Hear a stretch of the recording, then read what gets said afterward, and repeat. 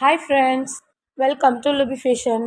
இன்றைக்கான sleeve design உங்களுடைய main ஃபேப்ரிக்கும் லைனிங் ஃபேப்ரிக்கும் சென்டர் சைடு மார்க் பண்ணி அதை அப்படியே ரெண்டாக கட் பண்ணி எடுத்து வச்சுக்கோங்க. இப்போது ப்ளவுஸையும் லைனிங் பீஸையும் நம்ம ராங் சைடு வச்சு ஃபுல்லாக ஒரு ஸ்டிச் போட்டு எடுக்க போகிறோம். இது நம்ம திருப்ப போகிறதில்ல, அதனால் நீங்கள் ராங் சைடு வச்சு தச்சு எடுத்துக்கோங்க. ஃபுல்லாக நான் தச்சு எடுத்துக்கிறேன். நம்ம சேனலை இப்போ தான் ஃபர்ஸ்ட் டைம் பார்க்குறீங்க அப்படின்னா நம்ம சேனலை மறக்காமல் சப்ஸ்கிரைப் பண்ணிவிட்டு பாருங்கள். கூடவே பெல் சிம்பிளையும் கிளிக் பண்ணுங்கள்.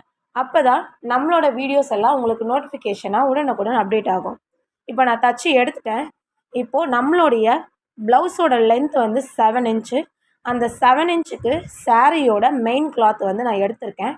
ஒரு ஸ்கொயர் பீஸ் எடுத்து கட் பண்ணி வச்சுருக்க சென்டர் பீஸில் வச்சு நான் 2 சைடும் வந்து ஸ்டிச் பண்ணி எடுத்துக்கிறேன்.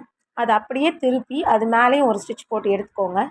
ப்ளவுஸோட அந்த சென்டர் பீஸை மார்க் பண்ணியிருக்கோம்ல, 2 பக்கமும் உள் பக்கமாக ஒரு ஃப்ளீட் வச்சு பாட்டமில் ஒரு 1/2 இன்ச்சுக்கு ஸ்ட்ரைட்டாக தச்சு எடுத்துக்கோங்க.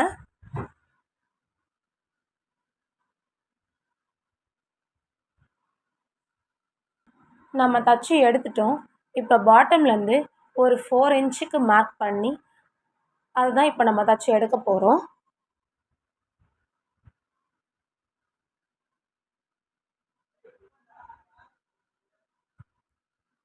நல்லா போட்டு எடுத்துக்கோங்க. அப்போ தான் வந்து ஸ்டிச்சு வந்து நல்லா மூவ் ஆகாமல் இருக்கும்.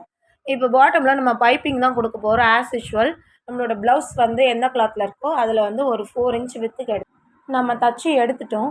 இப்போ பாட்டம்லேருந்து 2 இன்ச்சுக்கு ஒரு ஸ்ட்ரைட் பீஸ் எடுத்து அதை நம்ம தச்சு வச்சுருக்கோம்ல, அது மேலே அந்த ராய்ஜஸ் எப்பயுமே பாட்டம் சைடு தான் இருக்கணும்.